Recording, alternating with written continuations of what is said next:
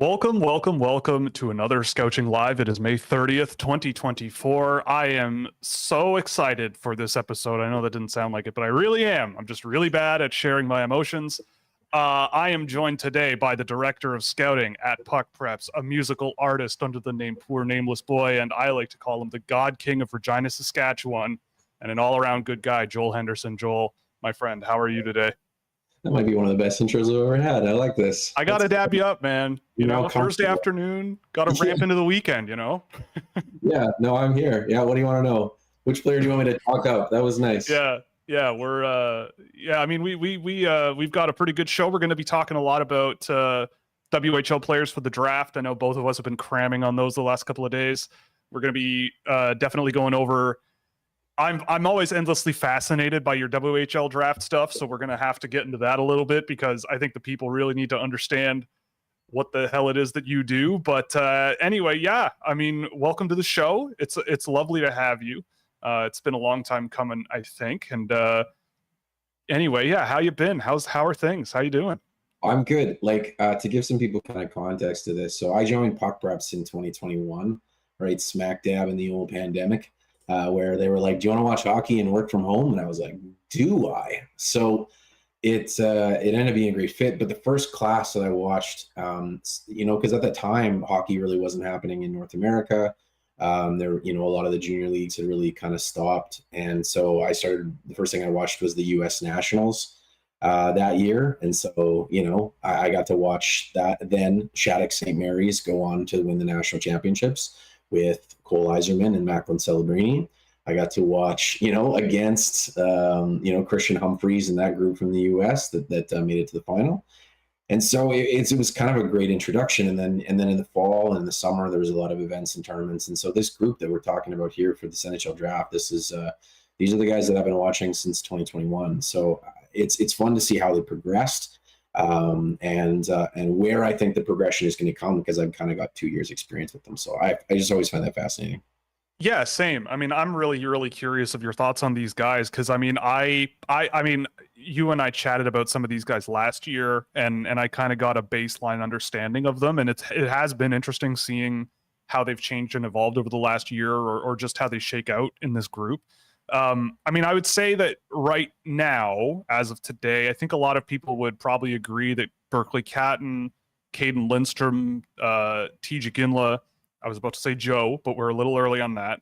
And Carter Yakimchuk, I think, make up probably the top group, some combination of top 15 guys.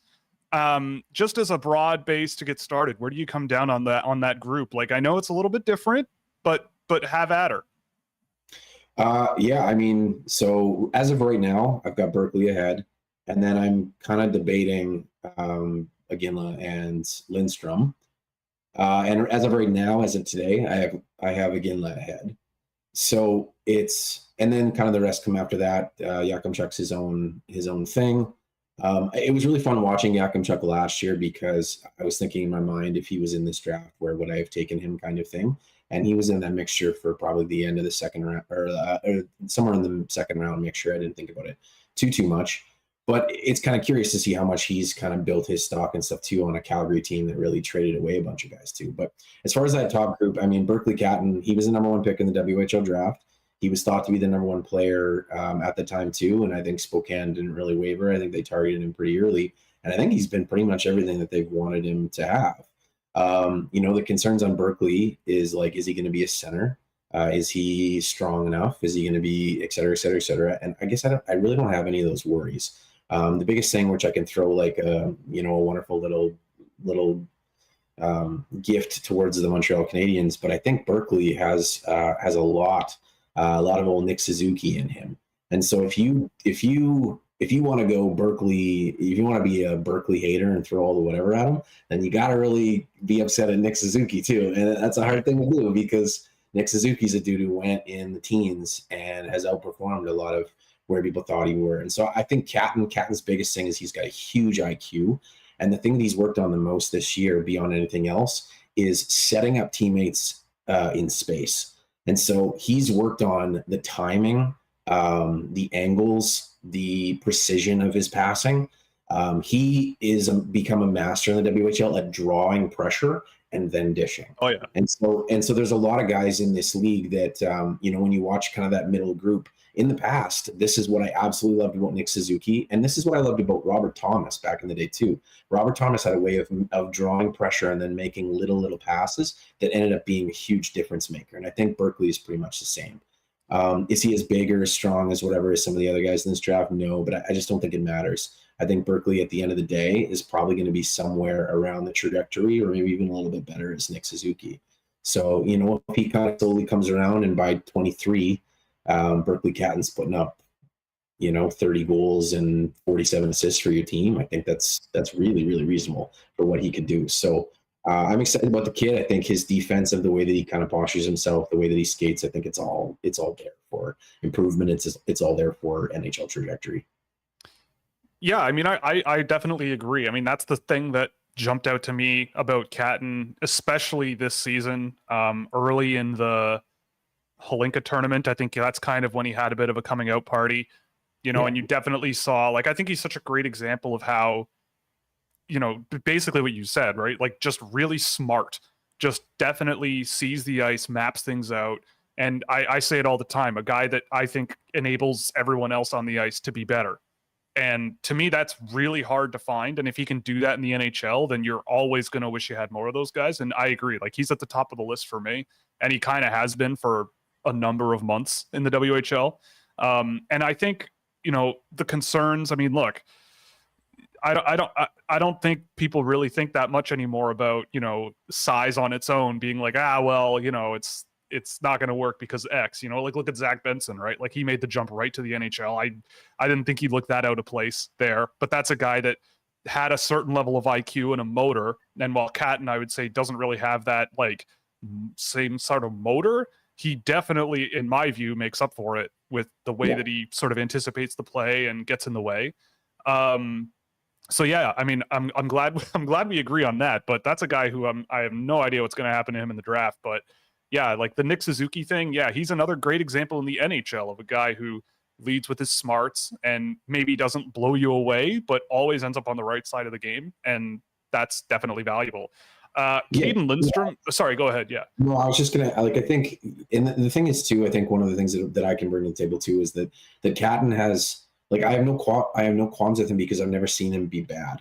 The worst that I've seen in draft eligible tournaments, whatever, for the WHL was times when he was trying to work his way into the slot as a slot something, and bigger guys were wrapping him up and whatever, and it was this doesn't make any sense. And so he's adapted.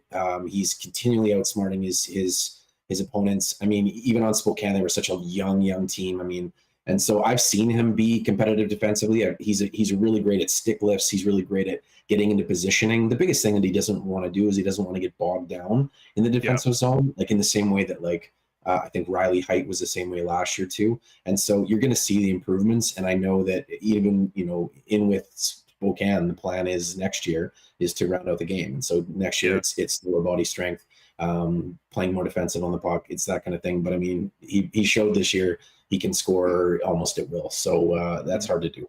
Yeah.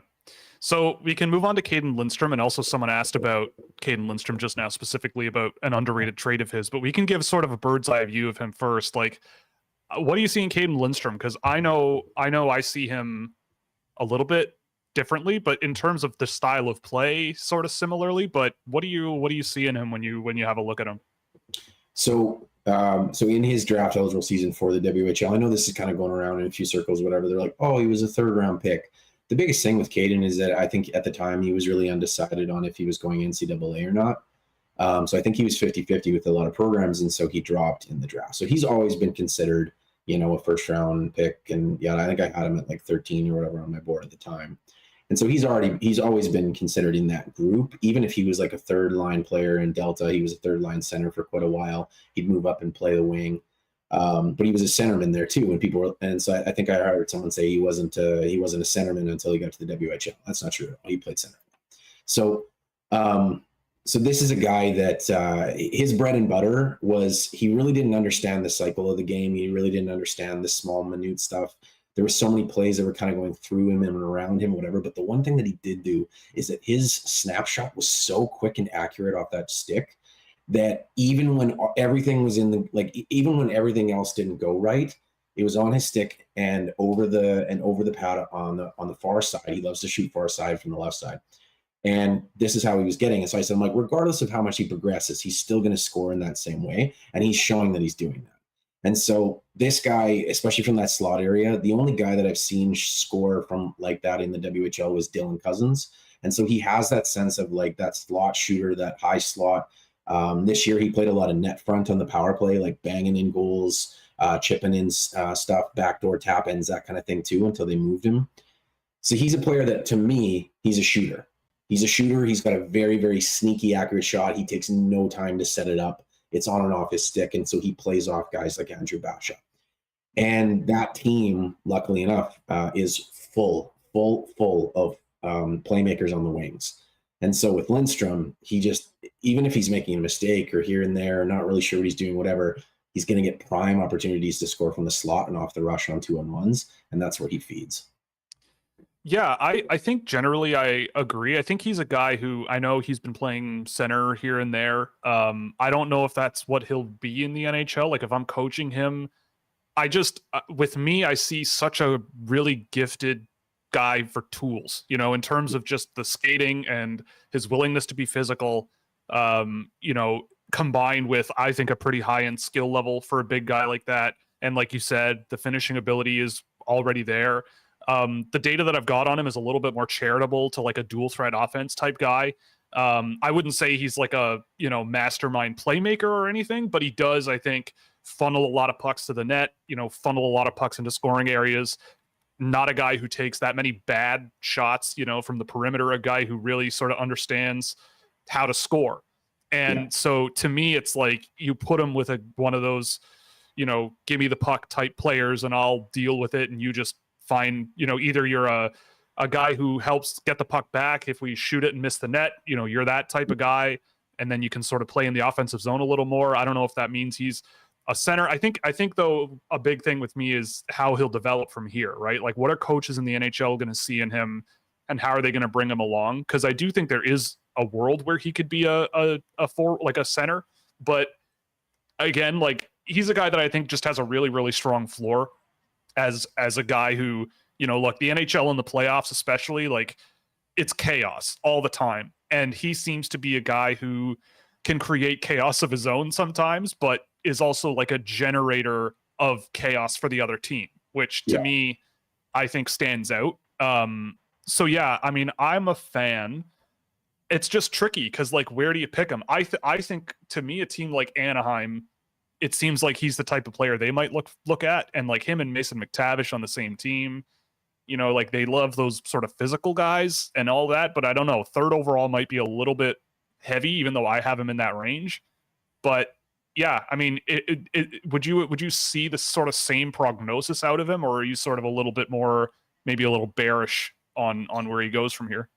I mean, I'm a little bit more hesitant because I think once again, when I start making my comparisons to players that I've seen in the past, you know, I said, like, you know, guys that have won in the top 10 in the past. I mean, there's you can compare and contrast parts of Kirby Dach's game with him. You can compare and contrast parts of Dylan Cousins' game with him.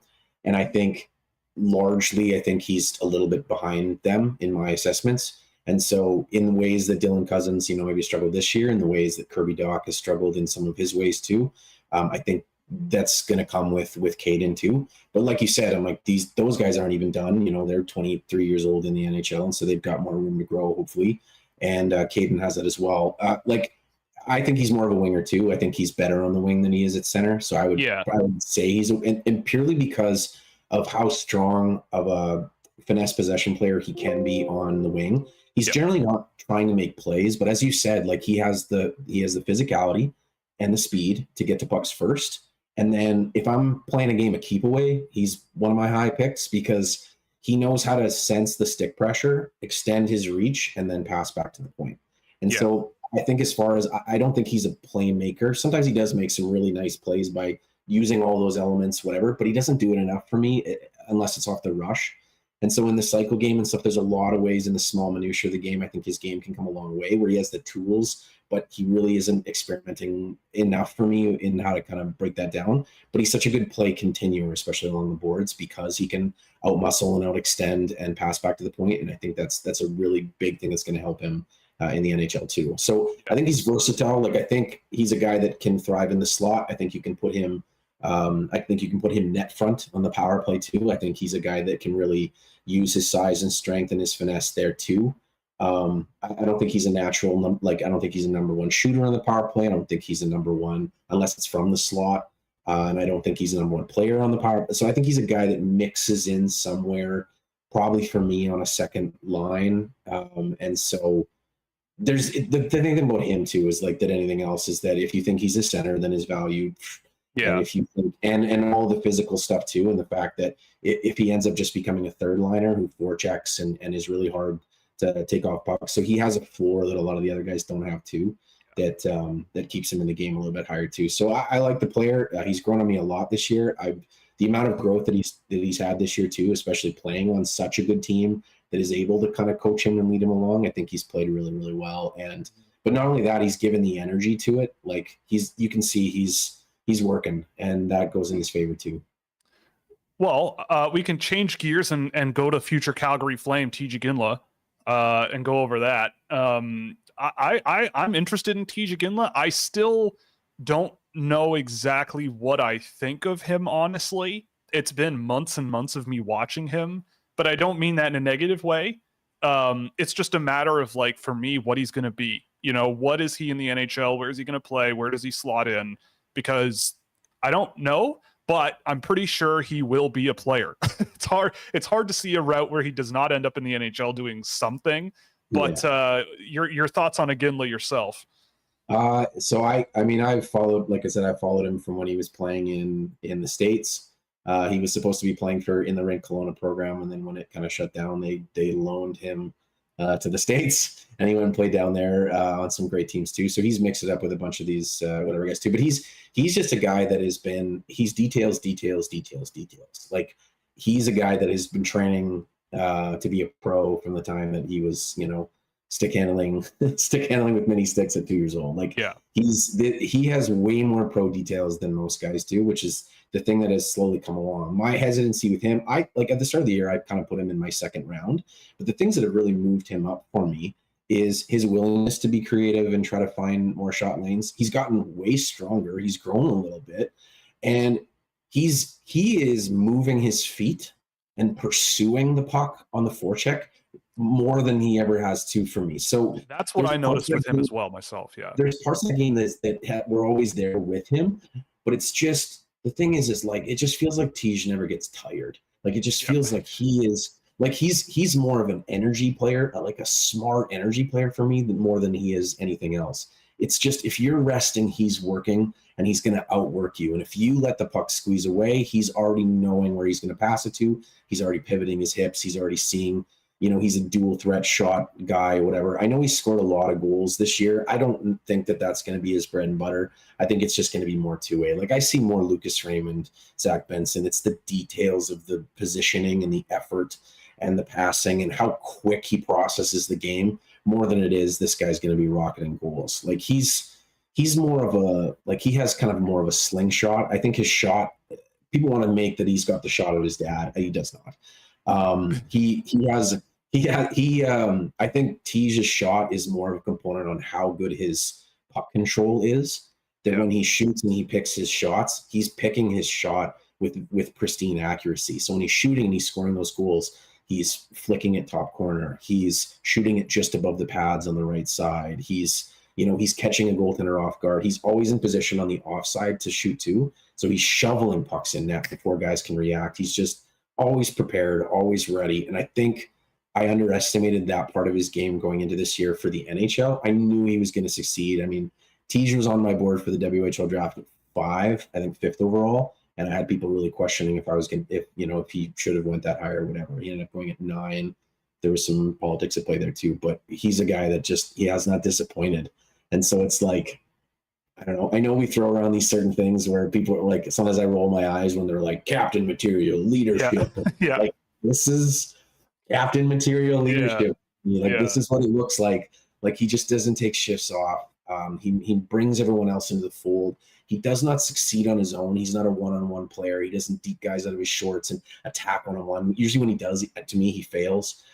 He's a systems, let's go as a group, let's get yeah. him kind of guy. And so I think he's going to succeed. I don't know if the top end is quite there because he doesn't have the foot speed or the length or the reach or whatever, but this guy's he's gonna be a long time NHL player to me. Yeah, like not to pivot away from the WHL, but on my list personally, he's right there with Michael Brunswick Newgard.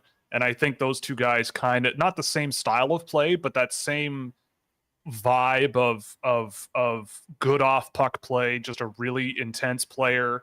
The difference there, those two guys are like 10 months apart in birth year or in month. Like Iginla's pretty young. Brunswick Newgard was almost eligible last year. How would you evaluate, like based on the growth that I think you and I both saw in Iginla last year through now, considering there's almost a year's runway further with a guy like Iginla, and I know you've seen Brunswick Newgard recently, and I think you were a fan. Yeah. How would you, just as a scouting question, like how do you stack those two guys against each other in terms of projecting them and where they could go? Because I see them in somewhat of a similar light, but am still not totally sure. Well, like I said, the details are there with Tej. The things which held me back, which I thought was probably going to make him more of a second rounder to start the year, is the fact that he doesn't go side to side at the length of a reach. Like NHL defenders are going to be able to poke the puck away from him if he tries to attack one-on-one all the time. Like protecting, he's strong on the puck, but he's more just quick and elusive, like to cut away from pressure than he is from that kind of thing. And so I think Brandseg probably outstrengths him. He probably outreaches him. I've seen that guy score a goal where he like manipulated the shot angle where it's like you're coming at him and he kind of extends his shot release and like flicks it top corner. Like some of that kind of stuff Tej doesn't do as much. So there's just a size, length, reach, like stride length stuff there with him that I saw that doesn't exist with Tej. But like I said, Tej is just one of those guys that he beats you when you're sleeping. He's always going to be the guy to kind of do that. And so Tej's energy consistency, he's smart, he's positioning, he's secondary effort, he's always prepared, both pass and shot. He's so I don't know. I don't know if you can get more of a floor player than someone like that, where I think Brandseg Newgard, I hadn't seen enough of whatever, but I think the criticisms have been like, does he think the game offensively at a high level? Where the IQ in Tej has never been an issue. He's always had that. And he's always had the quickness of hands and the finesse and that kind of thing to make quick little passes and that kind of stuff. Yeah, that makes sense. I don't know that he's going to be a Calgary Flame. Like number one, they have wingers. Number two, like I know that Jerome is working with the team and stuff, but it's just like, like in my heart, I have no idea what's going to happen, whatever. But I want Tej to be a Pittsburgh Penguin and play with.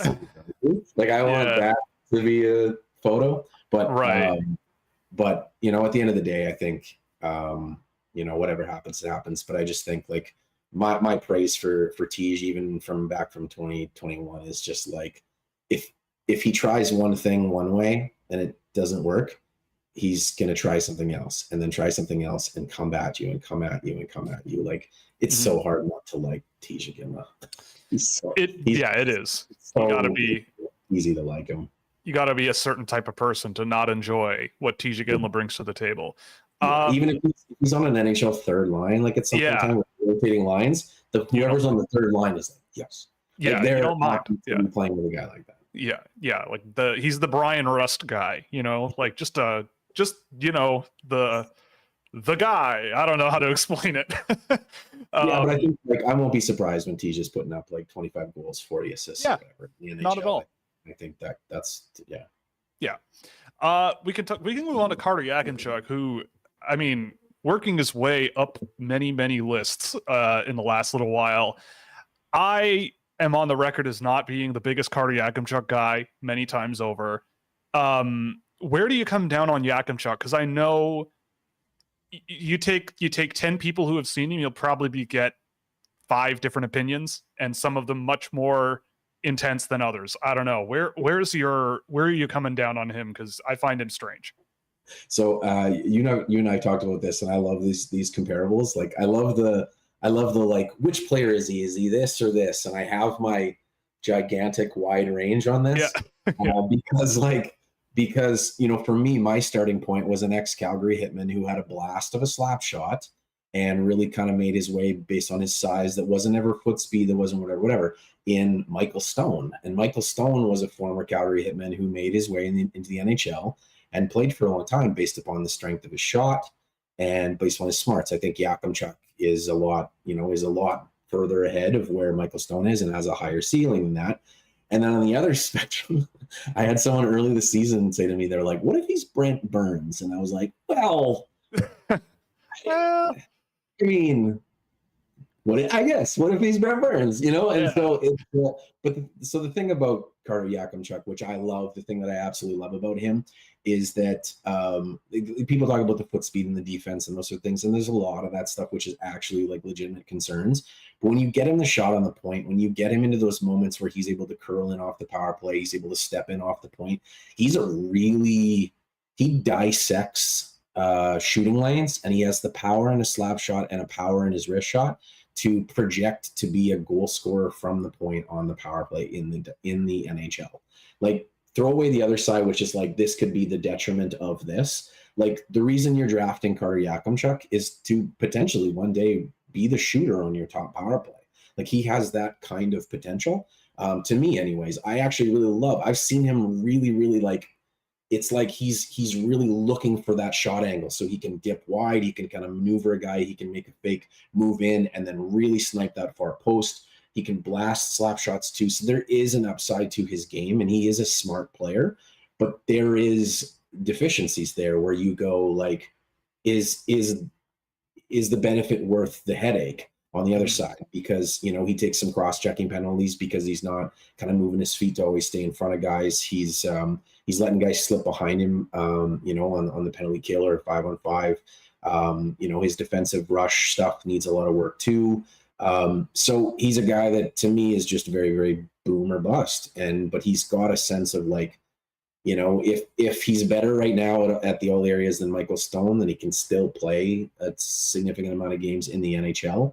But it's just, is he a frustrating guy on your second pair that you kind of move down and then slot in on your second power play, or is he a guy that can really kind of ramp up? And that's going to come with the defensive details and the work on the skating. And so I'm sure NHL teams are looking at it and going, what can we do with the skating here? And it's going to come down to those skating coaches, because the intellect, the shot angles, the shot power, all that stuff is there. Yeah. Yeah. And that's kind of my read as well. Like you can easily see, it doesn't take very long to see why he's a 30 goal scorer in the WHL. Like, you can tell it doesn't take very long, but the process to get to that point is where I get kind of hung up. Like, that's really it, right? Like, I see what the good things are in Yakimchuk's game, and I think you kind of nailed it. But there's the rest of the picture to me is so vital for a defenseman to have. And it's, to me, there's a lot of risk there that, it's kind of to the point where I'm going, yeah, like, I could see why you would make him a first round selection in general. But to me, I mean, seeing him top 10, top 5, these kind of really high end, like, if you're an NHL team, are you looking at him at like 4, 5, 6 as a guy that you might just say, well, let's put you. The other thing too for me is that he's one of the oldest first-time eligibles in the draft, so you're probably getting one more year in the WHL, and then he's going to be an AHL player after one season, probably. And I don't know how I feel about that, to be perfectly honest. But I mean, if you're an NHL team, are you walking up to that podium and like, where do you kind of start? Where do you think you kind of start thinking about him in the context of the draft this summer? Well, like, because I've went and kind of watched a whole bunch of the guys there too. Like, I think he's just below a whole bunch of that range. Like, I think I'm comfortable looking at him after 15, something like that. I think I'm more comfortable in that range. Like, I said Brent Burns and I kind of chuckled wherever, but like, I actually think like his ceiling, like, you might get someone, not all the same. They're not the same player, not the same tools or whatever, but you might end up with somebody like Colton Parayko. Yeah. With size and smarts and so I think there's, once again, the ceiling of that is a lot of value there. So I don't want him to slip too far for me personally, but it is going to come down to, like, my interviews with him would be about exactly working on his deficiencies. I know his strengths. It's how committed are you to doing this, because right now you're behind as far as projectable NHL, whatever. Like, we want to work with you on this. We want to do this and this and this. And so, but it's funny too, because like I've watched him in games where, you know, maybe the team's down 3-1 or 4-2 or something, and you just, like, the energy around him is like, and then he just goes out and just starts blistering slap shots and like hammering shots on net. And you're just like, this guy's he's got a willingness, and he wants to be a difference maker and take over. And like, he can be. And on that Calgary team, where sometimes it felt like everyone was kind of fumbling the puck. This guy just kind of took the games on his shoulders and would score a big goal or two here and there. So he's a player I like, but you have to be realistic. And I think there's room to improve, but I don't think it's out of the realm of possibility. Yeah, I agree as well. It's just a matter of how much faith you have, for me, in his ability to improve from here, because that's, to me, a make or break. Like, the way I see him now is he's got a ways to go outside of that offensive side of the game, and we'll have to see, because I don't know how I'd feel about it. Like, I'd be curious I feel like different NHL teams would feel very, very differently about him. Some a lot more optimistic, and maybe some a little bit more pessimistic. But I'm very curious to see what happens with him, for sure. So I kind of wanted to talk about a group of guys that are productive, and I would say have some level of question marks about them, but they get a lot of chatter in some way, shape, or form. That's probably guys like Ryder Ritchie, Miguel Marquez, Tanner Howe. Sometimes I get questions about Gavin Hodnett being a guy with Edmonton who, you know, scored a bunch of points and doesn't look out of place being a premier WHL guy. That group of players, you know, Tarek Parasak could be part of that group as well, where really, really, really productive players, and you can see kind of where that offense comes from. But I think they all do things in a very, very different way. I don't know where you want to start with this. Like, like maybe the highest wow factor guy in a Marquez, who you just see some incredible stuff out of him, and then there's, you know, I don't know what, you know, like I don't know. You've been talking to me about Marquez for a while, so share with the folks what's going on in your head about him. Sure. He was a curious player, and I think this is one where I love these kinds of players, especially for the WHL draft. I love these players as junior players.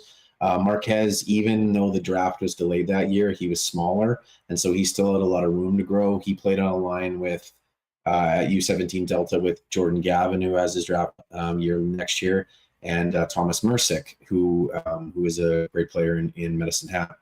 So he's a player who he showed IQ. He's got quick puck touch. He's versatile. He has speed off the rush. He's got an accurate shot.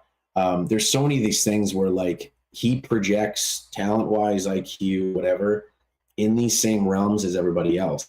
But he right now, like, we're talking about what Iginla is doing to plan to play pro, and it's almost like Miguel Marquez has not flipped that switch in his mind at this point, because so many of the things which make a good, stable, everyday pro that coaches love to put on the ice, Miguel is not doing. He's getting success on, you know, and because he's highly intelligent and all those sorts of reasons in junior, but he makes me very nervous. And I think, you know, I know he's in a lot of first round mocks. I think he's going to go third round, or bit of the Riley Heidt treatment a little. I wouldn't be shocked if he dips into the fourth. Like, right. That's kind of like, and so that's where I kind of think about Miguel, because Miguel, it very rarely that he finishes checks. He doesn't forecheck with a lot of intensity.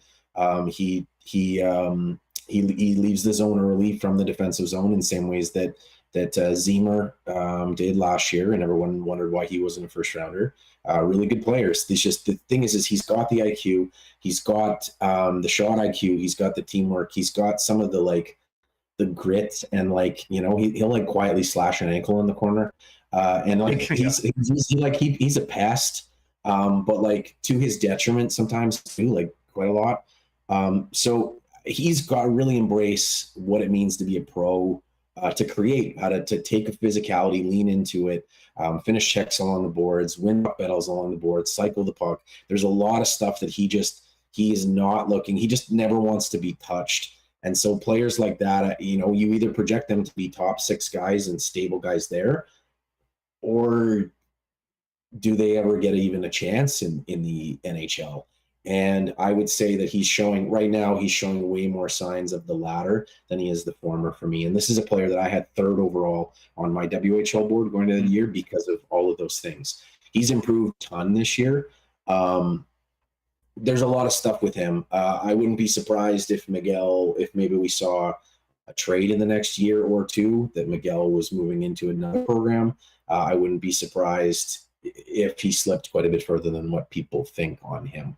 But like you said, you know, if you're to give a shout out to our homies, if you're a fan of, like, you know, the guys at Elite Prospects, shooting for upside, right? So he has IQ, he has puck touch, he has quickness from the wing, he has a lot of those things. It's just he's right now he's behind on being a pro, as far as how I look at him in my mind.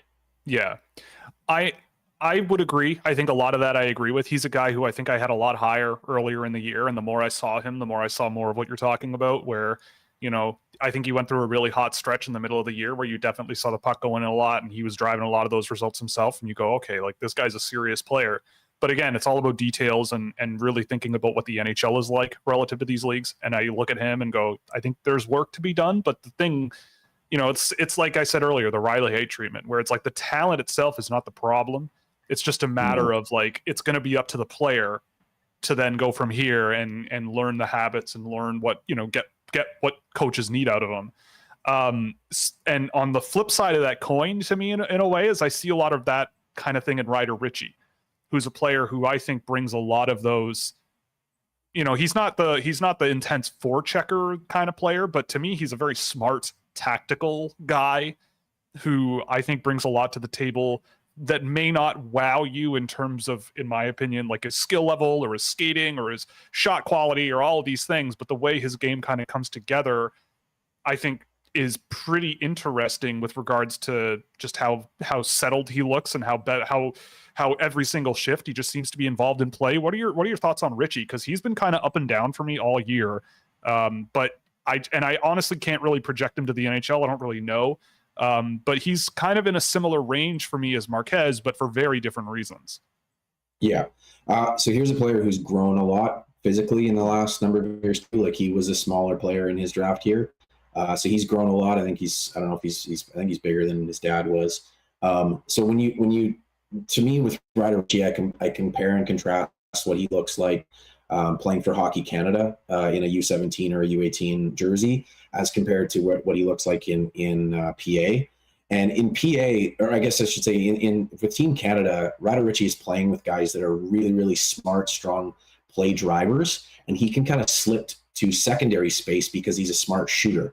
He loves to curl and drag crossovers to his strong side. He always is wanting to shoot on his forehand.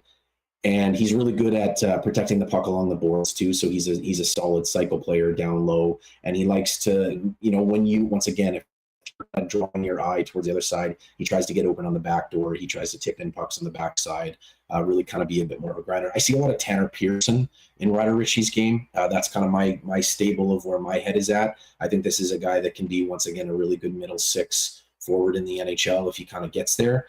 With PA, he struggled a bit this year because I think, like, they have Sloan Stanek there and they have a lot of good players there, but there really wasn't someone there working off of him all year where he could exist in the realm to do the things that he's really good at. That when he goes to the U18, he has those players and they put him in that spot, and so you start to see the point totals go up. I like Ryder Ritchie. He's grown on me a lot this year. He was somebody that I don't know, I wasn't so sure of. He's somebody that even in his WHL year, he's probably the player I had the most low that I would have bumped up, you know, going back on that pretty easily. But yeah, so he's a player that's really grown on me. I think you can kind of project him to probably be a third liner, maybe bump up into a second liner, but a middle six guy for the NHL, I think, you know. So at the end of the first round or into the second round, I think is probably his projectable range. And I think that's fine. He works hard. He's strong on the boards. Like you said, there's a lot of that kind of pro stuff with him. And he's a really smart shooter. And so his bread and butter will be his shot. His bread and butter will be, can he get, consistently 15 to 20 goals in the NHL to hold down spots on rosters. And I think he probably can. So he's, is he the one that jumps me out of my boots and excites me like crazy? No. Is he working towards being the kind of player that is a solid NHL that could put forth a solid NHL career? Yeah, I think so. Yeah, and I it's interesting with him too in the data work that I had done. Like everything pretty much across the board with him is like good but not great. And that's kind of how I come away watching with Richie as well, is I kind of watch him and I'm going, that was a nice little move there. That was a smart play. That was good. That was good. That was good. But the output is always like, all right, okay, but there's other names that show a little bit more and are a little bit more involved and a little bit better play drivers, but not in a bad way. Like he's a weird one. Like if he were to go like 29th overall or 28th overall, I could see it. And I definitely agree. Like when I watch him, I feel like the situation that he's in with PA is not quite in his wheelhouse. Like it just feels like a group around him that doesn't quite match up super well with him. Like a lot of plays getting set up that aren't received on the other end, or a lot of breakout passes or breakout into the offensive zone that aren't handled very well, or something like that. And it makes him, I think, look a lot worse, not worse, but less effective than he actually is.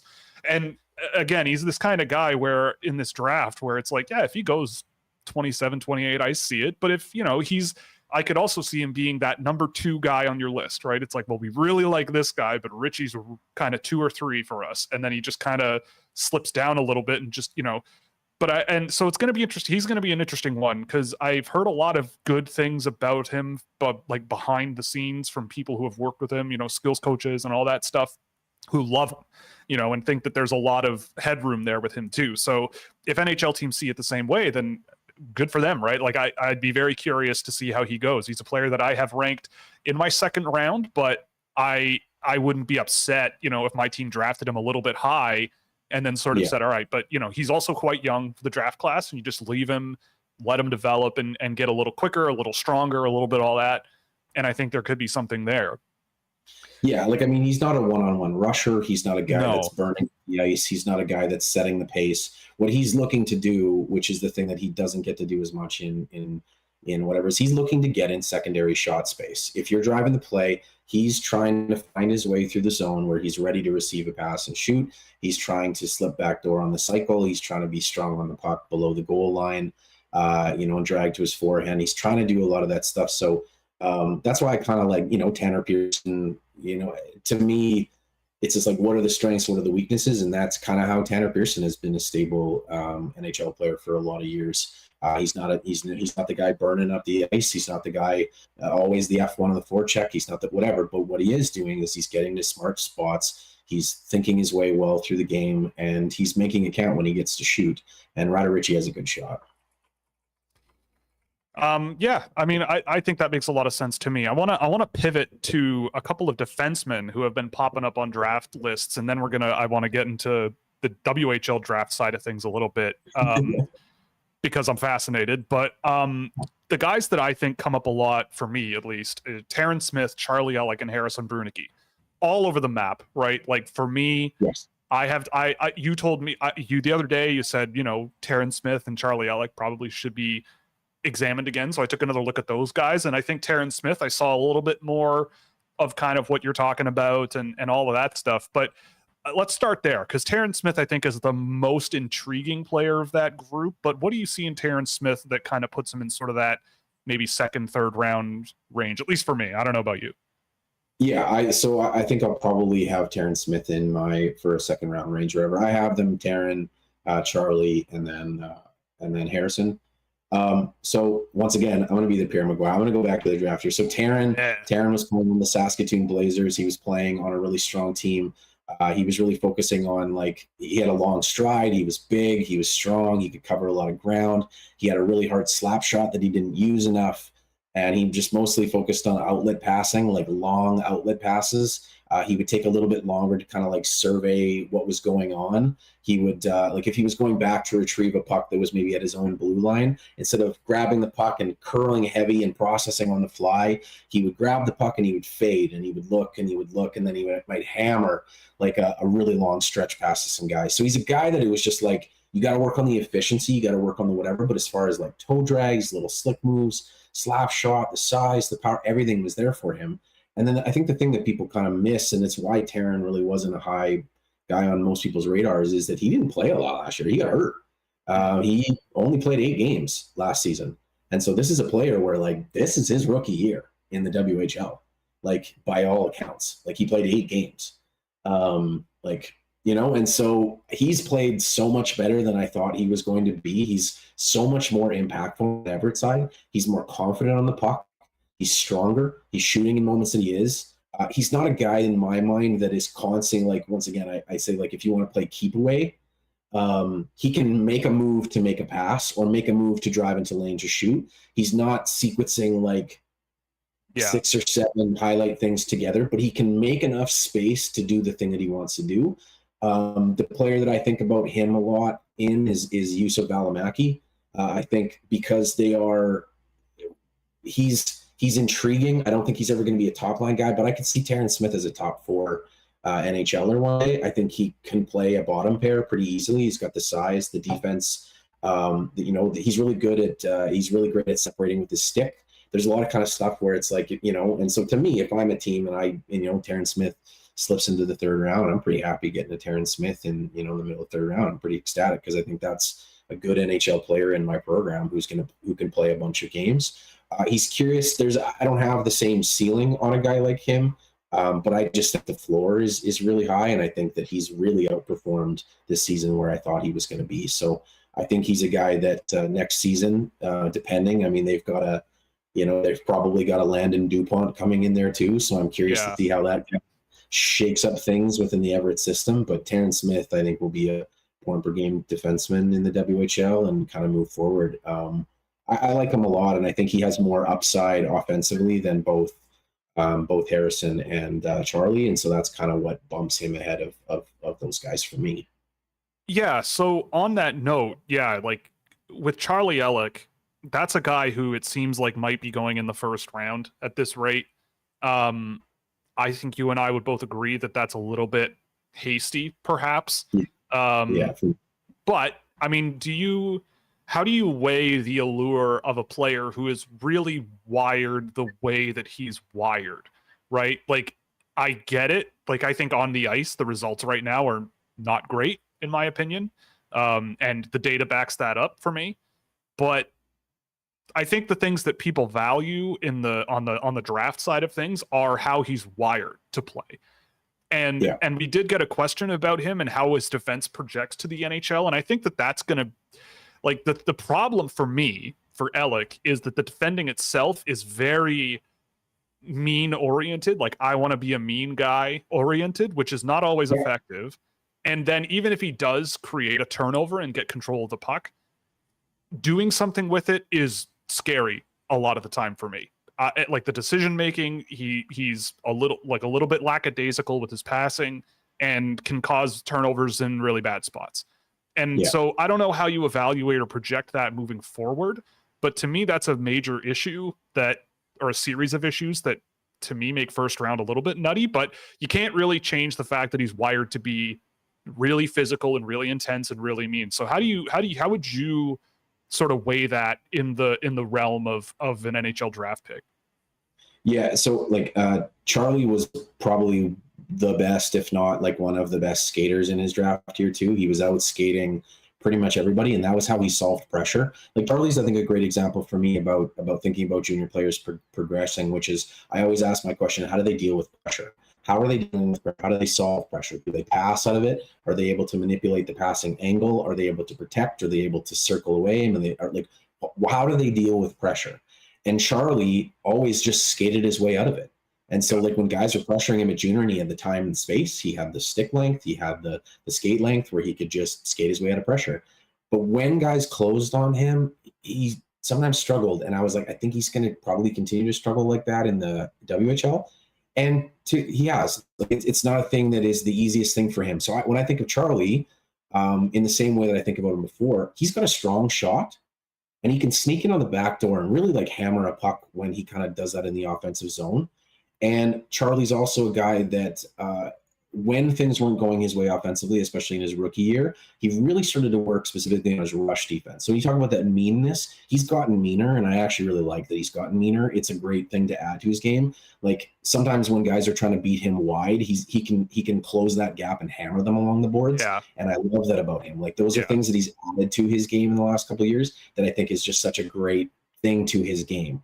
To me, I just look at him as like a two-zone player. I do not want him carrying the puck end-to-end through the neutral zone. What I want him to do is make simple passes, make great decisions in the defensive zone, and then step up a little bit more and try to find those moments to get backdoor into using the hardness of your shot. Like in the same essence, they're not the same players, but he's in a Nolan Allen mold, right? Like, and so if you liked Nolan Allen, who was hard in the defensive zone, he was big, and he kind of made just simple outlet passes. And then once he got into the offensive zone, you wanted him to shoot heavy shots more.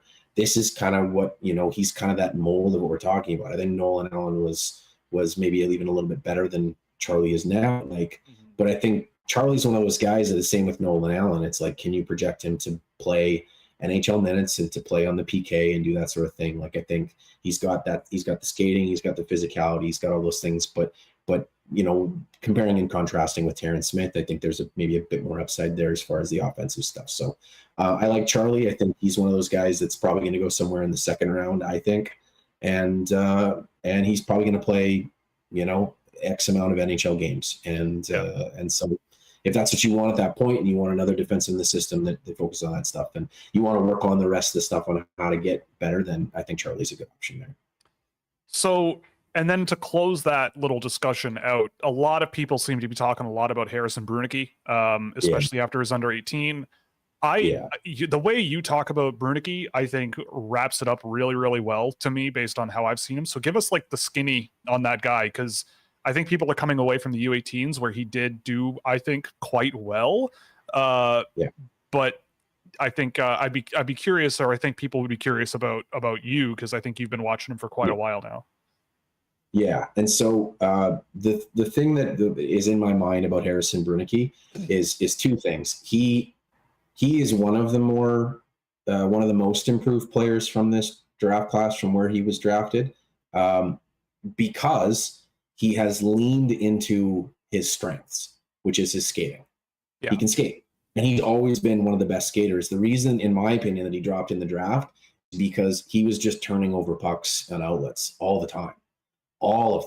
And I think this is a player who has NHL potential.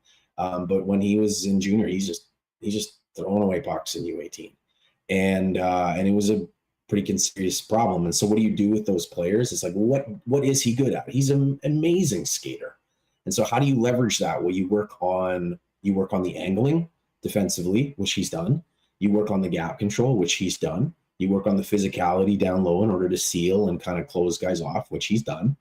Yeah. And then for him, like at this point in time, I don't even know if he has an off switch to joining the rush. Like he's just like, because there's a lot of defenders where you're like, oh, I just wish he would join the rush more. And Harrison is just like, I will join the rush always. And like, and it's not like it's leaning to a billion points or whatever, but like he's shown that he can do that at the NHL level. Is that something he's going to do with that frequency? No.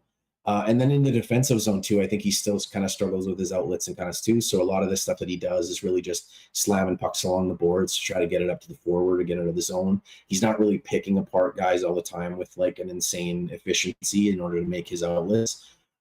So he's a guy that I think, like, projecting, does he have the size and the skating to play at NHL pace? Yes, I think he does. Does he have the defensive work to maybe do that? Yeah. Like, I think, what's his face? Like there was someone actually I was talking to early in the year, and it was like, if everything works out with Harrison Brunicky, who does he become? And I had somebody throw out the name, and I've just been thinking about that all year, is Justin Holl. And I think, like, so can Harrison Brunicky be an NHLer and play in those games? I think so. Yeah.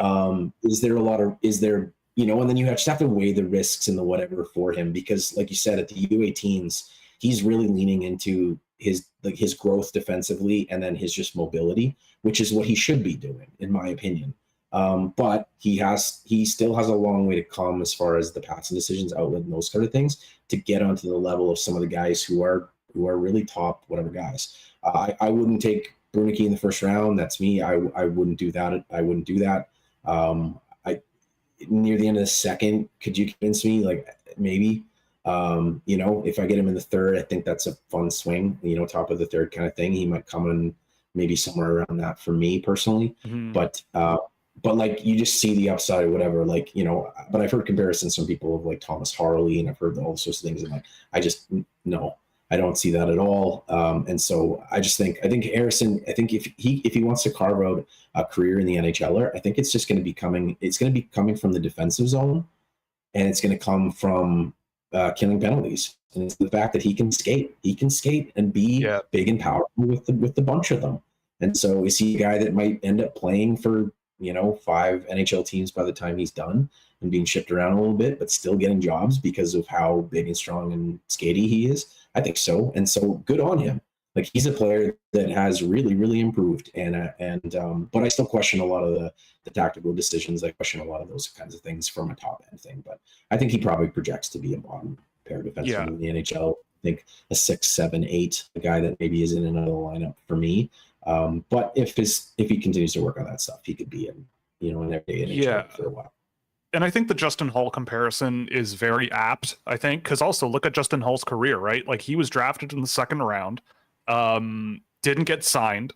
He, Toronto picked him up on an AHL deal, stuck him in the Marlies system for a number of years. Then next thing you know, he just keeps making more and more minutes, I think, because he maybe just learned how to play that pro game.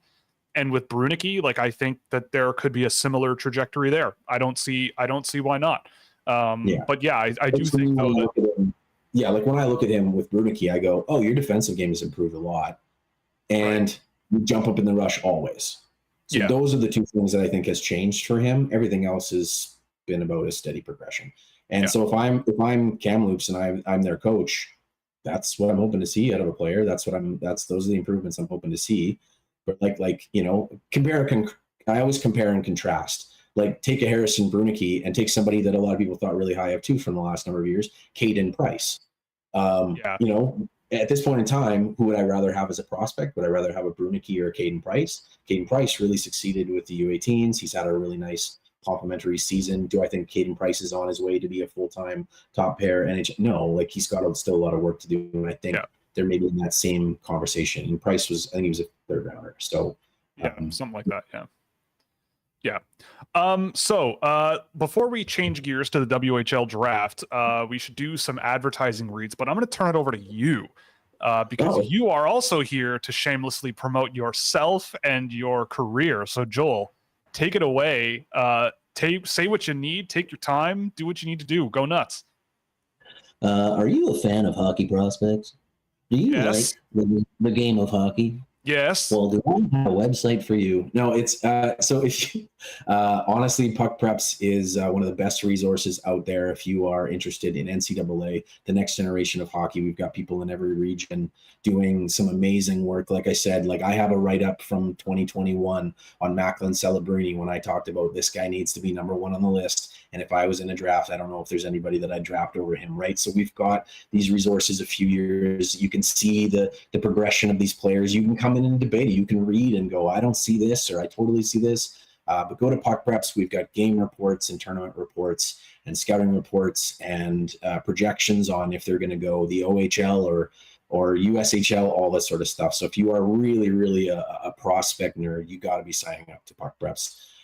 Because the work there that we're doing is, in my opinion, really fantastic. And then on the other side of it too, I'm going to shamelessly plug this because you told me that I could. So I am a musician. I go by the name of Poor Nameless Boy, and I've been a touring recording artist musician for quite a number of years. I've released albums in Germany, Switzerland, Denmark. I've toured around in the UK, Australia. I played at Americana Fest in the United States, which is like my pinnacle of everything. And I've got a new song coming out tomorrow. And so I don't know if we can put a link or something or whatever. It's in the description. There's a link in the description. So please do me a favor, do me a personal favor and go on Spotify and pre-save that song link because it's going to come out, I think, at midnight tonight or whatever. And it helps in the algorithm. It sucks that it does, but it does. And so and if you hate it, then just delete it and throw it in the trash. But I'd appreciate it. You don't miss often. I'll tell you honestly, you don't miss often. Well, and that was the thing too. Like when we talk about like the ways that these are developing, my development came in. I worked at Dobber Prospects, and I was doing draft analysts on the side with FC Hockey. And then the reason that I went full time with Puck Preps is because I couldn't travel and play shows during the pandemic, and so I was at home. And I also was a youth worker at the time, so I worked in youth houses with some great kids that way.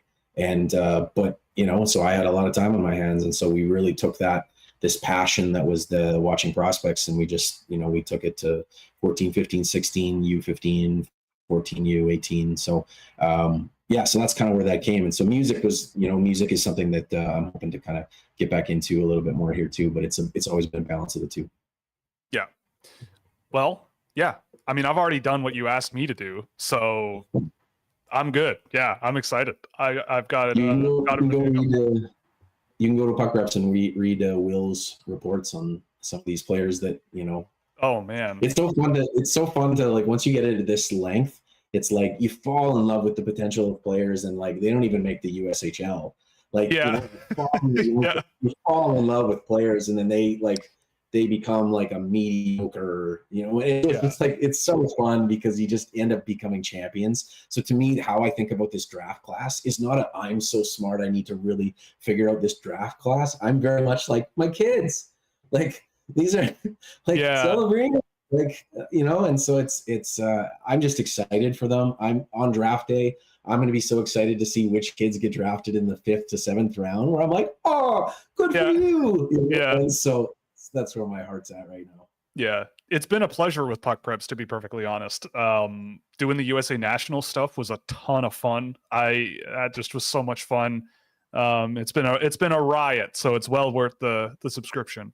On that note, before we get to the back half where we will be answering fan questions, so feel free to dump them in here. We have Joel he's in his words, we have Joel as long as we want him. So hooray. But anyway, we're brought to you by Fanatics. You can use our affiliate link in the description or the QR code in the video window to give us a kickback on anything you buy in the store to the show. We're also, of course, brought to you by Puck Preps. We just went over them for a bajillion minutes, and they're great. Everybody's great there, and Joel's our fearless leader. And Fractal Hockey Consulting, which is my business for targeted player analysis and recruitment packages for the NCAA and Europe and beyond. And, of course, Scouching.ca, where you can subscribe, get access to all kinds of data stuff, fun stuff for the draft prospects, and beyond. We got exclusive content coming in the next month as well for subscribers, so be sure to check that out. So, Joel, your bread and butter is the WHL draft. And for all of you who are not aware, the WHL draft, they select players born, or this past year were 2009s, correct? Yeah. Plus Landon DuPont, right? So 2009s and Landon DuPont. Well, he's 2009s. Right. Yeah, I guess so. The first question I have is like, what's the different approach you take looking at that age group relative to when you're checking out the NHL guys and sort of plotting that growth curve? Because I don't know if I could do it at all personally. I don't get it. So illuminate me. So take the conversation that happened this year based around someone like Beckett Seneke, and like, oh wow, he grew 3 inches, and take that and now try to project guys that are starting the year at like 5'7", 130 pounds, right? And so it's what you're doing is you're just trying to collect as much information as humanly possible. You're trying to project how big they're going to be physically and how that would affect their skill sets and how they use that. And then especially for the draft too, if you're drafting for a team, how much that they're willing to commit to your team and your program. So there's so many factors that go into it, the agents and the agencies and how they, you should take this kid. We really believe in him. Like there's so many factors that go into a WHL draft like that. And so the long and short of it is like, just trust your analysis. And so for me, like I want to break down how smart I think the player is, their skating mechanics, Are they in a position where they're going to succeed? It's the same kind of thing that I'm doing with everyone else. Are they succeeding on a bad team? If they were in a good spot, how do they do? How do they perform at this summer tournament, this spring tournament, with their team, in a playoff, in a tournament against? So there's so many factors.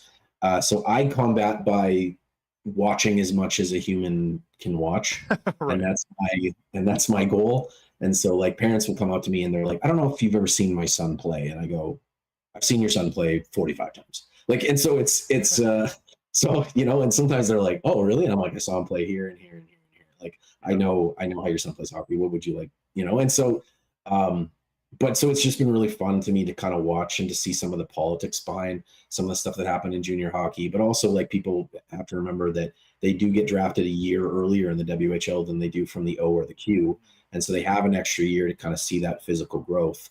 Like, for example, I'll give you guys somebody to go look up just because it's really fun. Go look up the name Calder Hamilton. Calder Hamilton is an offensive style defenseman who played in the Saskatchewan Junior League. He started the year at like 5'6", 5'7", 130 pounds. He's a defenseman. And he tore that league apart as an undersized, not stride. Like, he's an unbelievable edge defenseman, incredibly smart, incredible hands.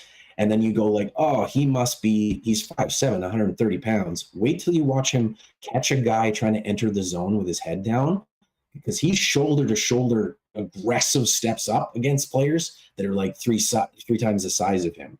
And so Calder at 5'7", 135 pounds or whatever projects to be about 5'11", 6 feet, 175, 180 pounds. So once you kind of put that into perspective, then you go like, what is this kid going to be like when he's an everyday, you know, 5'11", 180 pound defenseman? And so that's the fun of it all, is kind of taking those players and kind of go. He had a dad that, you know, his dad played WHL. There's all those kind of factors that go into it. So that to me is the fun of it. And then you get to meet all the parents and they're like, my son played terrible today. Like, I'm sorry, he was a joke. I'm like, no, it's, you know, and so there's all kind of that stuff too. So it's always really fun. I saw that he was drafted by the Calgary Hitmen, and I know that the Calgary Hitmen also drafted, in my very, very brief exposure to the WHL draft class last year, one of the guys that I loved, and Noah Kosick. We did get a question earlier in the show about the Calgary Hitmen's future and the prospects that they have for the draft, the NHL draft, and also, you know, I think Keats Fawcett is one that might be getting picked in the NHL as well. So what's your read on the Hitmen as they are now and the kind of guys they've drafted? Because they've drafted a few of these really high production, undersized guys that when I watch the Hitmen seems a little bit out of the ordinary for them, but what's going on there and what's your prognosis on them? Well, so I think sometimes you like to put scouting systems into a box where you go like, they only like big, or they only like this, or they only like drafting kids from this region, or they only like, and I started off with thinking that was how Calgary was drafting.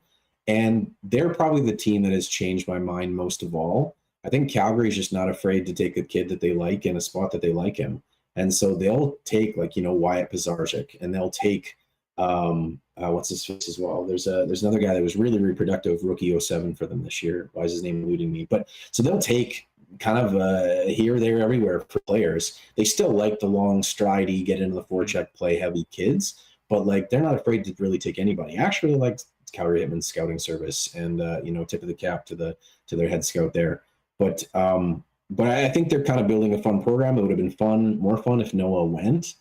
Noah's not going to go. Yeah. So they, you know, but like next year we're going to be talking about Reese Hamilton, who's a really, really good defenseman. You know, and we're going to be talking about some really good players in their system too. I think a lot of their guys that they have on the team this year, I don't know if they're going to get, like, I don't project them to get drafted. Some of the guys that you mentioned, and then there's another one that's Team Joel from my draft stuff. I don't think I would be surprised if he did get picked, but he's kind of on that cusp of it. But I like Calgary. I like their drafting. I think that's, you know, I think the best way that you can do it is not to fall into one mold of another, or just just bring guys together and try to make the best team you can. They've got a very fun system. Yeah. Looking back, we got a question from our buddy Mikhail Holm all the way across the pond. I'm wondering, so he is wondering, I should say, which 08 guy, 08 prospect in the WHL draft from last year do you think has been the best this year or come the longest way? Like, who do you want to give a shout out to with regards now that we're a year out from that draft? And, again, if this were the OHL or a Q, they'd be getting drafted now. So what's your read on those guys? And where do you think they're at? Well, so I think the intro from people is because they're so excited about Iginla, that people think like, oh my God, like, so his brother Joe, who is a really good player, he must be like a projected top 5 pick. And the thing is there's a whole lot of players that are equal or the same right now, potential projection, as Joe is. And so it is a really good draft class from the 2008s. And I think we're going to see a lot of them come in and have solid campaigns for their group. The reality is for a lot of those guys, the taste that they got into the WHL was really real. And so Spokane has Mathis Preston, who has a shot equal to or maybe better than Braden Yeager. You've got a guy in Jackson Jacobson, who's the son of the owner of the team. Oh yeah, who put up a bonkers amount of points in the Brandon Wheat Kings U18 team, and he kind of already came up to that team and showed he's a top 6 forward with them already. My guy Cruz Paveo, who's going to be joining Tri-City, is an incredibly smart goal scorer. So he's going to score a bunch of goals next year. And Lynn is a really smart 2-way defenseman who I like a lot. There's 3 players that are going to be joining PA, led by the first overall pick, Daxon Rudolph. Daxon Rudolph he's the tools guy for me, and he's got a really, really smart shot. He's going to score a lot of goals in the WHL. So I like the group as a whole. I would say like there's 15 players that might be when we finally get to the draft year of the NHL, where we look back and we go like, there's a lot of good forwards right now from the WHL that are going to be top 3 round picks. And I think a lot of those guys have that potential. I mean, there's the Ruck brothers in Medicine Hat. There's whatever, like there's all those guys. And then the fun one for me is a Saskatchewan player who went down and he's going to play NTDP. So we don't really have a lot of, I'm trying to think. I don't know how many NTDP Saskatchewan boys have been in the past, but Dane Bucher, who was drafted by the Lethbridge Hurricanes, I think has a chance to be one of the best players on that team. He is patient. He has great puck control. He has a long stride. He can push the pace of play. They had him doing all sorts of stuff. He dominated the Saskatchewan U18 league this year too. So if you're a fan of the American side of things, cheer for the Canadian Dane Bucher. It's fun. I like it. It's a really fun group of players.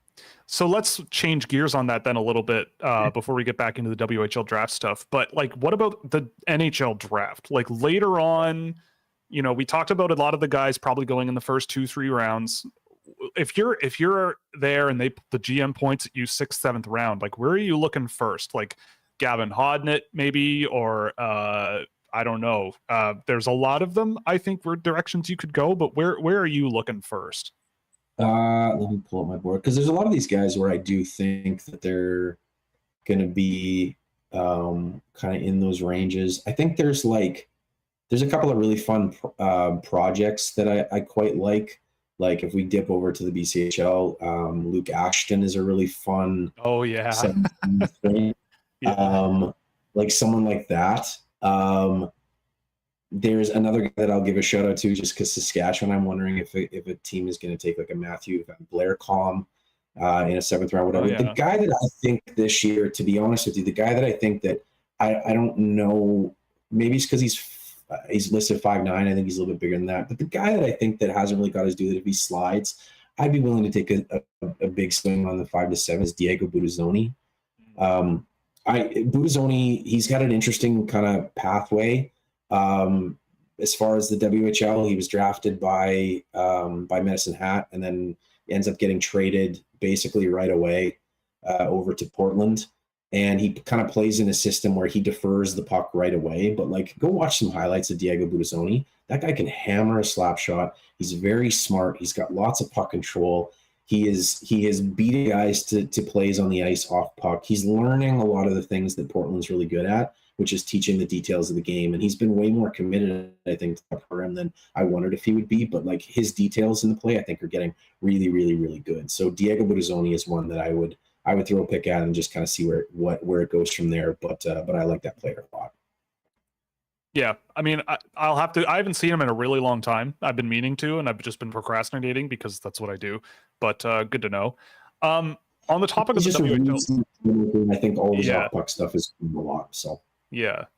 On the topic of the WHL draft, the thing that I'm very fascinated about, and even since the time that I've started doing this kind of work, the thing I've sort of picked up on at that level is the sort of amalgamation of talent in the CSSHL and why I think I asked you this a couple years ago where I was like, is there sort of a hierarchy of leagues out there? Because they seem to be all over the map based on the province. And you mentioned something along the lines of, it depends on the draft class. It depends on this. Like, it feels, I think I could be wrong, but I get the feeling that there are some teams in the CSSHL where pretty much the entire roster gets drafted. And yet when you go and flip over to like Manitoba, there might be a couple of guys that go high in the WHL draft and the rest are later or not drafted at all. How do you cut through, you know, let's say a third line player in the CSSHL on a good team versus a guy playing top line Saskatchewan, you know, AAA? Because I don't really know how I would go about doing that. Because I don't think there really is quite an equivalent in the NHL draft to that. And I know the CSSHL, like whenever I watch that level, it's just bonkers. It's really crazy there. So I'm curious of your thoughts of like how you sort of juggle all these different provinces and all the leagues within them. So for those who kind of don't understand, so the CSSHL, like for example, so people talk about Tarek Parasak. How, oh my God, he was playing junior. No, he was playing the highest level of U18 in Western Canada. And, you know, same as a lot of guys do before he kind of came into the league this year. So these are high level development programs. These are high level, you know, kind of systems that they're put into. The ways that you combat that is I love watching spring tournaments and summer tournaments where you've got all of the players together in one big basket, where you can kind of see them and get your initial thoughts. And then when they scatter and guys are on third lines or different things, you can start to, you know, is it the situation? Is it the fact that they don't get power play time? Like, what is it, right? And so, like, because guys, you know, that Delta Academy 17 team, I mean, Kaden Lindstrom was a third liner on that team. And, you know, and a guy that's going to be eligible for the draft next year, Lyndon Lakovic, was a guy that never got top 6 time for the teams that he was playing with too, until he got to U18 when he played, I think, with Westvan. But he, so like there's all sorts of different kind of ways. And so Lyndon grew like 7 inches or something like that, you know, in spurts, and other guys grow and kind of develop. But the biggest thing I think is that the scouts put a huge thing on the regional provincial tournaments. And so when all the Saskatchewan kids get gathered, well, it doesn't matter. It doesn't matter if you played in a CSSHL team or for Saskatchewan, or you jumped over to play for Rink Winnipeg or whatever it was. You're now here, like, show us that you can, you know, compete and whatever. So I would say scouts put a lot of heavy emphasis on the provincial gatherings. I like to get the early looks in the spring and the summer. And then it's just about, to me, it just ends up being about pace. The reason that you see so many kids' stories that are like, this undrafted CSSHL player made his way and then played 4 years in the WHL is because they're in a place where they're like iron sharpens iron. They're playing in a tougher environment where the pace is quicker, the physicality is more, the skill is more, they're working on skills more. And like, I'm not here to promote them or not. It's just, that's the reality when you get together players that are really more dependent on that. And so, like, you know, you put some of the tournaments where you get the top, you know, Manitoba U15 league teams against the top Saskatchewan teams against the top BCEHL teams versus the top CSSHL teams. I mean, normally the CSSHL teams just trounces them. So it's fun. It's fun to like see. Like, I mean, from Saskatchewan, like you said, there's, you know, 3 of the top Saskatchewan kids this year. 2 of them played in Saskatchewan, and one of them played for NAX, one of the top CSSHL teams. And he played in the JPHL before that, the year before. So it's like, But I just think it's iron sharpens iron. You know, you want to try to train your skills, and the best way to do that, to train your habits, is just to have the pace be higher, and how you do that is better competition. Yeah, that kind of makes sense to me. I mean, it's a crazy world out there, and that's part of the reason why I like you so much, because it's like this crazy soup out there where, you know, here in Ontario, we have the GTHL, we only have like a handful of leagues, but out there it's multiple provinces and all kinds of different levels and all kinds of different whatever. And then you have the CSSHL, which is just like bang, like I don't know. From what I've seen, it's just like a different planet. And it's you're right. Like the iron sharpens iron thing is really intriguing. So we'll close out by going through a couple of questions from the chat. Try to bang through these, but the first one I kind of wanted, I mentioned him earlier, but we didn't really get into him. But a lot of people are talking about Tanner Howe, and I know that on the NHL side, I have heard a wide variety of things, and I think it comes down to a lot of teams liking his compete, a lot of people liking his intensity level, and other teams maybe being a little bit more skeptical of if it will be enough to be an NHL impact player, especially relative to the kind of production. So when you look at Tanner Howe, especially being a guy who's in your backyard and you've been watching him since he played with Connor Bedard, what's your read on Tanner Howe and where he kind of goes from here? So with Tanner, you know that he doesn't have end-to-end foot speed, and he's not the biggest guy. He doesn't have the length of stride, and so he has to do a lot of the stuff that's off puck. And so you got to see a lot of it last year with Bedard. To me, I'm looking for players that can do a lot with very minimal time and space. And so if Tanner Howe is a guy where it's just like, so to me, Tanner Howe has really, really taken, he took a lot of responsibility with our Regina Pats team this year, which, with all due respect to them, they were at the bottom of the league for a reason. They were not very good, and they traded away even players, so they got worse and worse. And Tanner Howe was by far and large their best player. And we talked about this a little bit with Ryder Ritchie, where like he doesn't have the guys on his team necessarily so that he can do the things that he can do. And I think it was exactly the same as Tanner Howe. Like I love to compare and contrast and replacement theory things. Like let's take someone like Tarek Parasak, who everyone has in the first round and who is a good player, and you take Tanner Howe and you swap them. Put Tanner Howe on the top line, blasting one-timers on a line with Riley Height or with Zach Funk or with Andre Becker, and I think this guy put up a bonkers amount of points in this league. I really like Tanner Howe. And I think he is probably my number one candidate, that he might go a little higher than people think. And if he slips down, I think that's great value. I see a lot of Andrew Mangiapane in his game. He got way tougher and stronger along the boards to escape pressure. He can kind of cut away from pressure a lot better and read that. He's stronger on the play and make more plays. He was stepping up and hitting more. And if you actually go to my Twitter after this or whatever, and just go watch the last goal that I posted of Tanner Howe, like guys aren't scoring goals like that in such small time and space with precision accuracy. This guy can blast one-timers. He can snipe shots. I think he's going to be a good middle six NHL player, and I really wouldn't let him fall too far. I think he could slip into the first round, but I think he's probably just going to be an early second rounder who ends up putting up a really good NHL career. All the ways that I wanted to see him succeed this year, he's gotten better at. So he's giving me all the confidence. Yeah. There was another question about Colton Roberts, very productive, big defenseman, Vancouver Giants.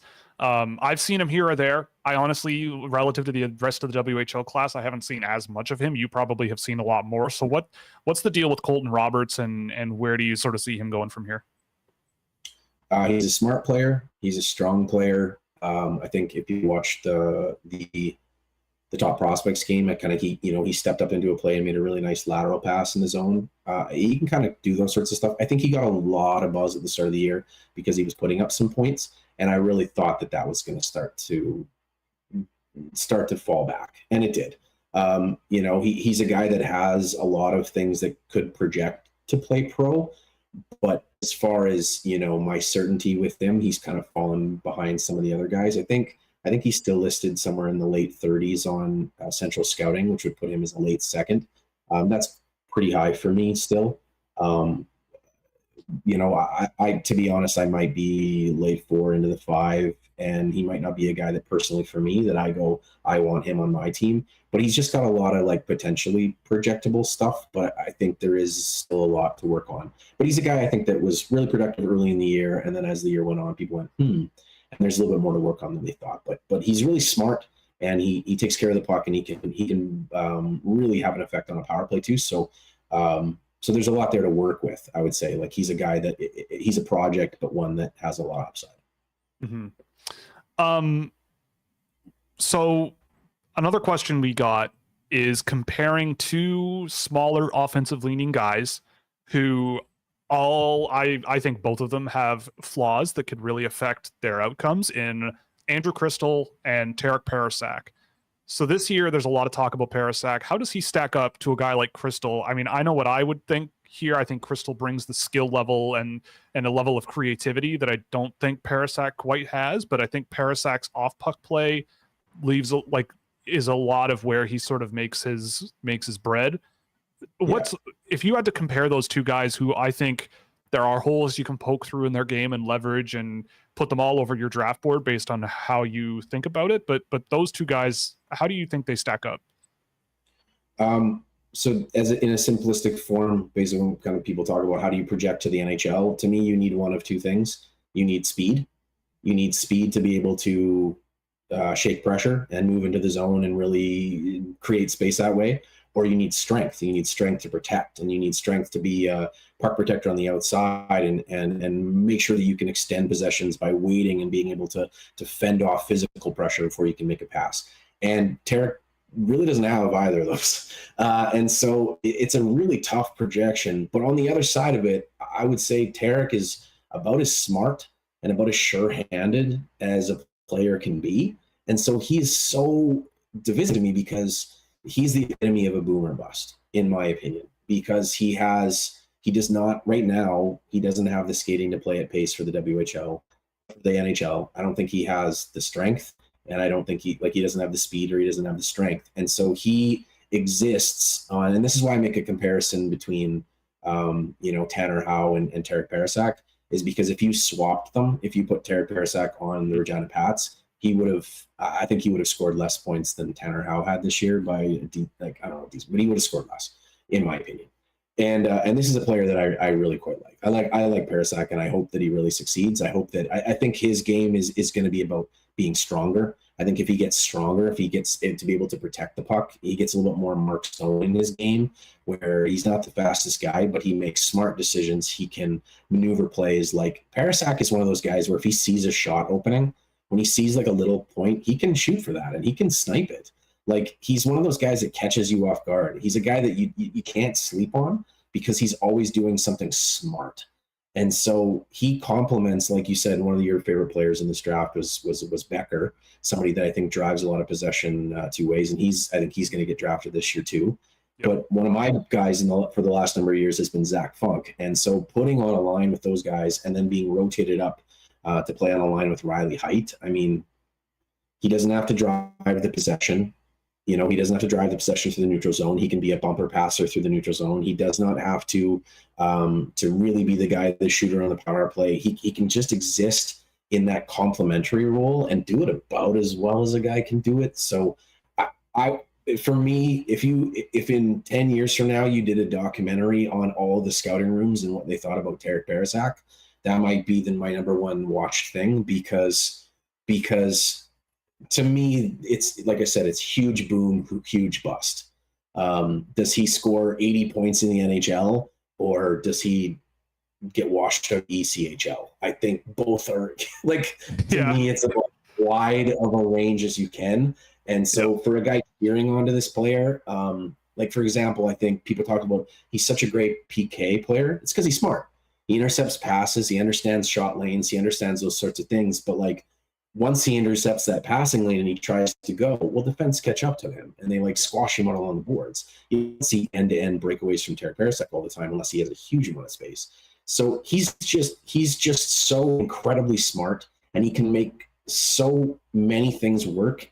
His backdoor space for tap-ins, his net front stuff, his plays along the side. He's so smart in the way that he moves pucks and takes advantage of opportunities, but his skating is really far behind as far as the other ones were. And that's the biggest reason that he didn't play in the WHL last year, in my opinion, is because he couldn't exist on the fourth line for Prince George. And so you bring him in, you put him with the other skilled players, and he's exactly what you need. But the NHL is another bag. And so I think it could work, but Tarek Parasek is top 6 or not.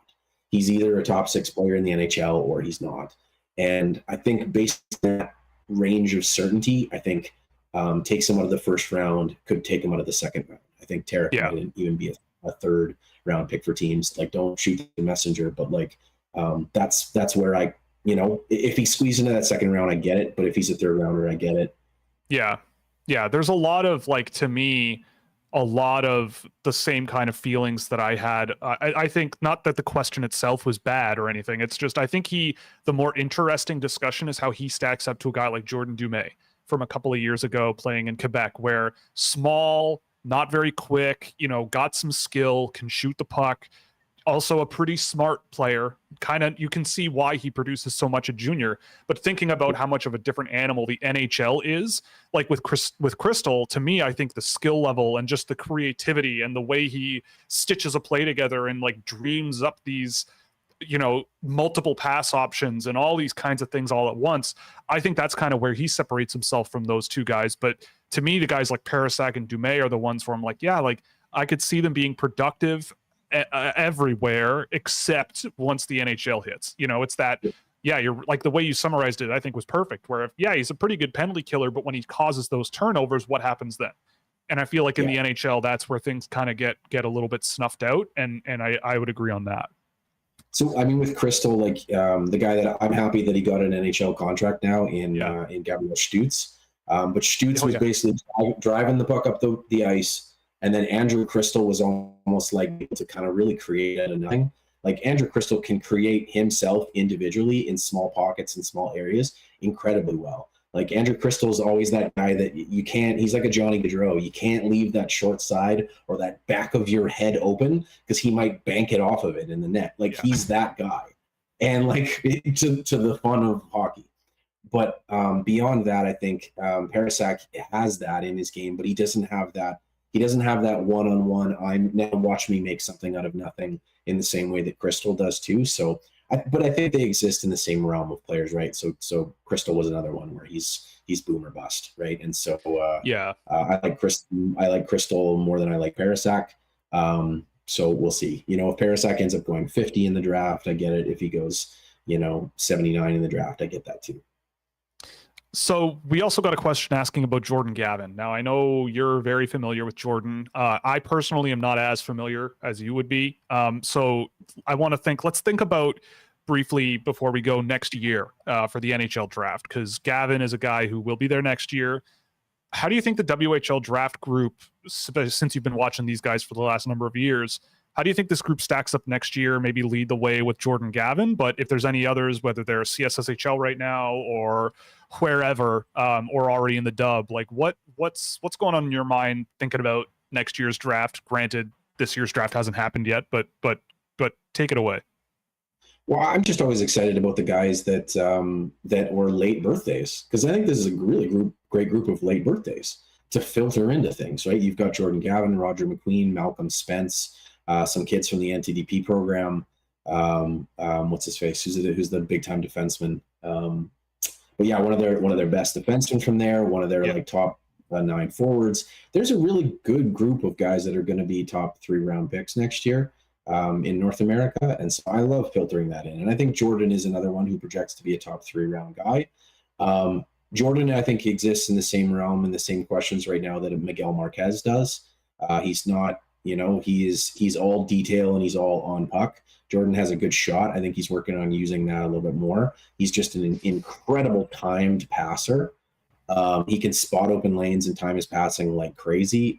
He's played for Team Canada in multiple different places too, at times being a 13th forward, because he's not the guy to be the F1 forward and finish checks. Like, Jordan Gavin barely ever takes penalties because he doesn't get into the muck of board battles. He didn't take any penalties. Just sorry to interrupt. Yeah, he took 0 penalties this year. Yeah.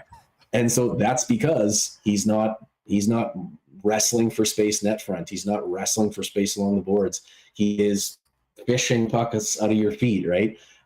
This is a highly intelligent, highly skilled player who has a little bit shorter of a stride. He's not quite as big, and he's not really physical at all. And so, put him in the same realms as the Miguel Marquez's, put him in the same realms. The guy that I've been really comparing contrast him to was Cohen Zemer. This is a guy that, when you look at the skill, it's first round skill, but the details of the player, the reasons that he, could drop or whatever. So I think next year it's going to be a year where, because Jordan, funnily enough, plays on the big, strong forecheck, get in on the forecheck team in the Tri-City Americans. The Tri-City Americans, they dump and chase if they were down by 3 goals or up by 3 goals. Like they want to dump and chase and hammer bodies, and that's not Jordan. To me, I would really like to see Tri-City bring in a centerman, ideally, to help drive play with Jordan and play give and go hockey up the ice and show how good that possession style is. Tri-City is kind of losing some guys. They're bringing in Cruz Paveo and some other guys in their system. But to me, I think the reason that Jordan hasn't been a monster in the WHL, he's been their best player most games that I've watched, their most productive player, is because I don't think he has someone who really complements him from the center at this point.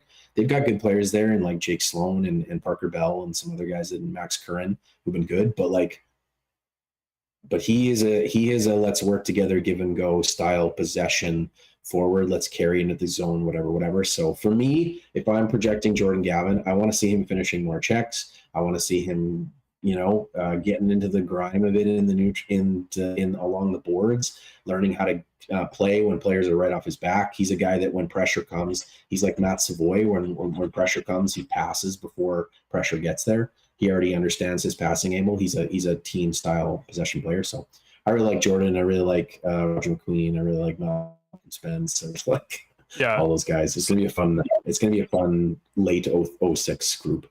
Someone mentioned also Lyndon Latkovic in the chat. I know you're a guy who talked about him a lot with me. Like, what's just a quick thing on Lyndon Latkovic, and then we can get you out of here.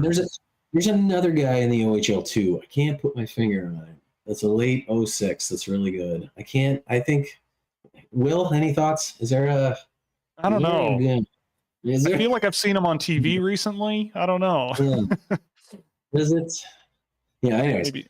So there's a great group. And Lyndon's another one too, where I think Lyndon Latkovic has foot speed. He has, the thing is Lyndon is learning how to be a consistent, he needs more Tisha Ginla in his game. He needs to be able to cut back and harder and bother players more and be harder to have pucks pass through him and quicker on whatever.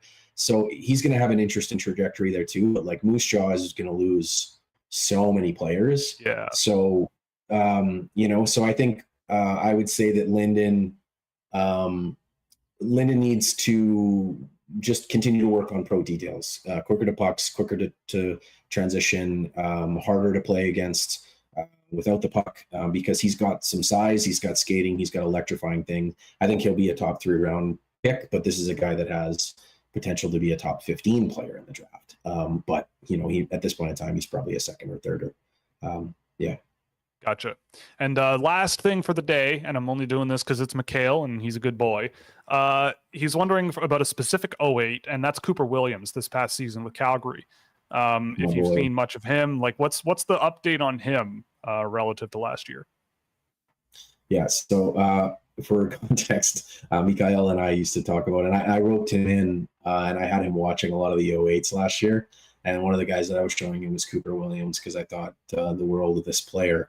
For those who follow the WHL, I think I had Cooper Williams 12 or 13 on my draft board when it came down to it, and he went late second to he went late second to the Saskatoon Blades, and they are happy as a clam to have him. He had an incredible one of the most productive U18 seasons coming out of the AEHL U18 one in quite a long time. For a rookie, he was, I'd have to go look, but I think top 5 in league scoring.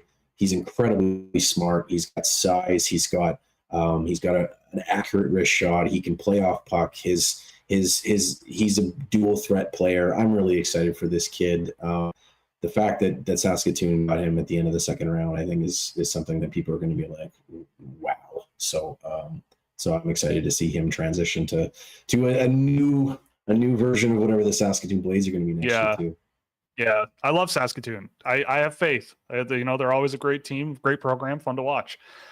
on that note, Mr. Henderson, thank you so much. This has been illuminating. Hopefully it wasn't too best. much for people. Yeah, no, I mean, hey, I had a good time, and if the fans didn't, then too bad for them. But no, I'm kidding. Thank you so much for your time. Again, if you want to plug anything for you before I do the ads and close out the show, take it away. Again, his next single, the link to pre-save it on Spotify is in the description. But Joel, do it. Do the thing. Go nuts. No, just like I said, our shared interest here is prospects, right? And so I was a guy that watched really heavily and wanted to. I took more pride in the 5th and the 6th and the 7th round picks that I got right, as much as I did in the which player I was higher on in the 1st round. So if you are a huge prospect lover, please sign up for Puck Preps. I think it's the best resource out there. Will and I both write for the site. You can come see the WHL, OHL, QMJHL rankings, guys that are committing to colleges, which college is getting the next, the next wave of the highly prospects. So please check out Puck Preps. The monthly subscription is very reasonable. So it is everything that you want to see the players in the next range. And I'm really excited for that. And also just I also do lots of reports for FC Hockey. And so Aaron and the group there, they do a great job writing up really accurate reports. And the FC's, I think year over year is one of the more accurate draft rankings out there as well. So please sign and go to those and take part in their mock drafts and all those sorts of things. Beauty. Thank you so much. And of course, I'm going to make you sit through the ad read and then we'll be off for the rest of the day. But before we get into that quickly, there's a scouting report on Dominic Badinka coming out after this show sometime. So stay tuned for that on YouTube. And I believe a TikTok version will be coming later. But of course, we're brought to you by Fanatics. You can use our affiliate link in the description or scan the QR code in the window to provide a kickback to the show on anything you buy in the store. As Joel mentioned, both of us write for Puck Preps, and you can get all your NCAA and CHL prospect needs in there. Great staff, lots of stuff going on there, especially with spring and summer tournaments starting to get moving. Fractal Hockey Consulting as well, which is my business for hand-tracked player analysis and recruitment packages for the NCAA Europe and whatever your business or organization might need. And of course, Scouching.ca to get exclusive data tools that you won't find anywhere else, with unparalleled insights into the draft and a fun Discord server and all kinds of fun stuff going on there. So you can check it out at Scouching.ca. Joel, once again, thank you so much. This was great. Always a pleasure to chat. Well, I want to mention as well, if people like these type of style stuff, whatever, we've got our own video podcast where we put out stuff. So you can see Will and I on the podcast centered like this, and you can see Sam McGilligan down here. Yeah. Just like a gremlin. You can see Sam just like that in the chat. So, a 6'4" gremlin. Yeah, the biggest troll you've ever seen in your life. He is. We like to have fun around here. But yeah, Joel, thank you so much. This was a lot of fun. And producer AJ was here the whole time. He was just, running the show from behind the scenes. But producer man, any closing thoughts before we take it away for the rest of the day, or what are we doing here? Go Leafs, go. Good night. There it is. Thanks.